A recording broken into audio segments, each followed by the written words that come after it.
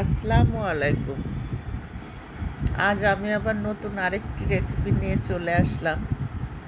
আজকে আমি একটি চাইনিজ আইটেম রান্না করব। সেটা হলো বিফ চিলি ড্রাই। তো এর জন্য প্রথমেই লাগবে আমাদের গরুর মাংস।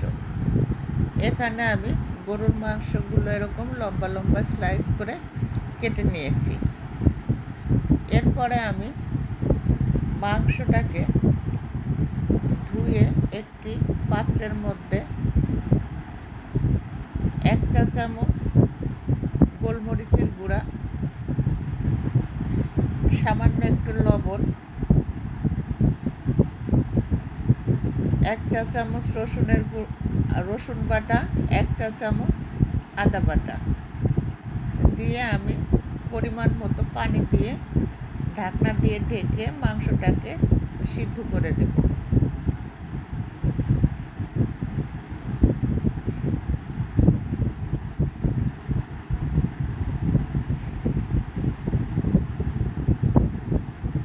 এই আইটেমটা খেতে অনেক বেশি মজা হয়।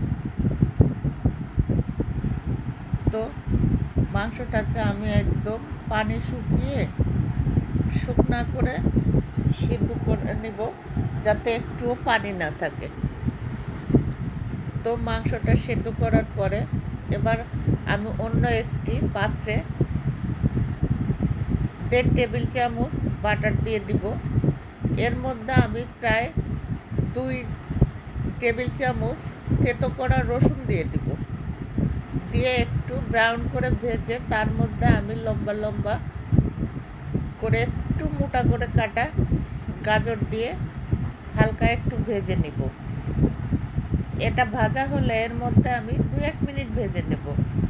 এর মধ্যে আমি সেই আগে থেকে সিদ্ধ করে রাখা গরুর মাংস দিয়ে একটু নেড়ে চেড়ে নেব।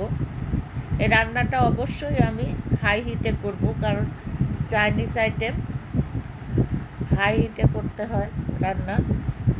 তো এরপরে আমি 3 কালারের ক্যাপসিকাম দিয়ে দেব, লম্বা করে স্লাইস করে কাটা।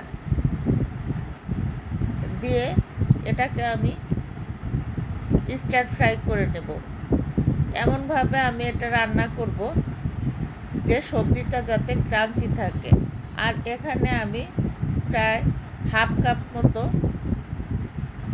কাপ না, কোয়ার্টার কাপ মতো 4 ভাগ করে একটি পেঁয়াজের পাপড়ি খুলে নিয়েছি। আর কাঁচামরিচের মাঝখান থেকে কেটে সেটার বিচি ফেলে দিয়েছি। দিয়ে এর মধ্যে আমি দিব। এবার আমি লবণ দিব। লবণটা অবশ্যই বুঝে সুঝে দিবেন, কারণ এর মধ্যে সয়া সস যাবে। সয়া সসে এমনিতেই লবণ থাকে। তো লবণ আর গোলমরিচের গুঁড়া এর মধ্যে আমি দিয়ে দিব। 1 চা চামচ মতো গোলমরিচের গুঁড়া দিব। দিয়ে আমি এটা অনবরত নাড়তে থাকবো। এখন এর মধ্যে আমি 1 টেবিল চামচ সয়া সস দিব আর 1 টেবিল চামচ ওয়েস্টার সস দিব।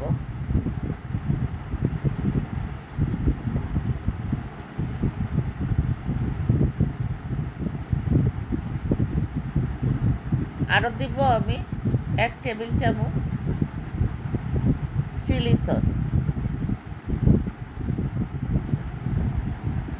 দিয়ে আমি নেড়ে চেড়ে মিশিয়ে দিব। খুব বেশি সময় আমি রান্না করব না, মোটামুটি আমি এই রান্নাটা 7-8 মিনিট করব।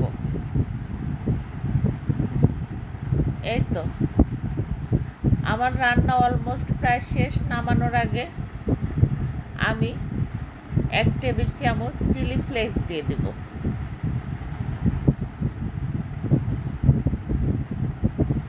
এটা আপনারা আপনাদের টেস্ট মতো দিবেন, যে যেমন ঝাল খেতে পারেন। এটা দিয়ে আমি নেড়ে চেড়ে নামিয়ে নিব। এখন এটা গরম গরম ফ্রাইড রাইসের সাথে পরিবেশন করেন। খেতে কিন্তু অসম্ভব মজা। অবশ্যই বাসায় ট্রাই করবেন। তো ধন্যবাদ সকলকে সাথে থাকার জন্য। আল্লাহ হাফেজ।